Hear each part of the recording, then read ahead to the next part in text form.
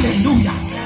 Mense, ons het in die Bybel is daar, ek weet is het 1 of 2 Konings 13 nie, 'n ou profeet wat 'n jong profeet se pad stop en doodmaak. Ons het mense wat dink hulle ken beter. Hulle ken, halleluja, hulle was al in die hemel. Hulle het met Jesus gebreakfast en gemiddag geland en geslapen. En omdat hulle daarvan afkom, dan kom sê hulle vir jou, die Here. Maar kom ek sê jou, God het sy eie plan met my lewe. God het sy eie doel met my lewe.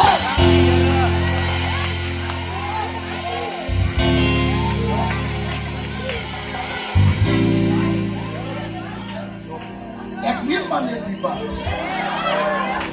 Daar sit mense vanaand in die wêreld.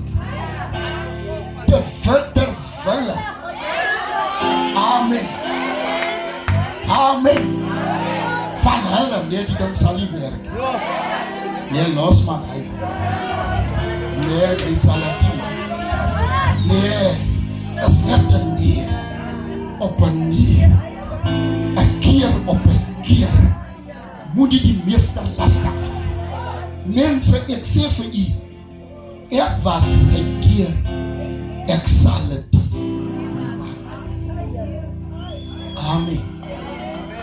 Die zwaar kry was daar, die moeilijkheid was daar, maar ek het gemaak.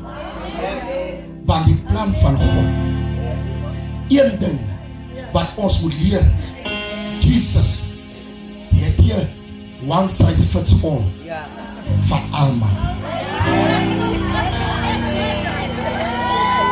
Jesus het nie 'n one size fits all van almal.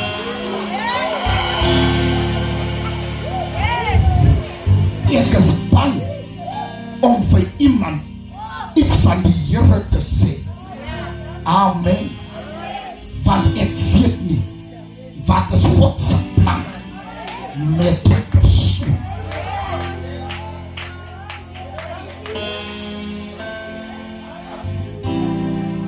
Die ander probleem is Jairus, het lyk amper vir die mense, Jairus is in denial oor sy moeilikheid. Dus kom skrou huil hulle regeer. Hulle regeer is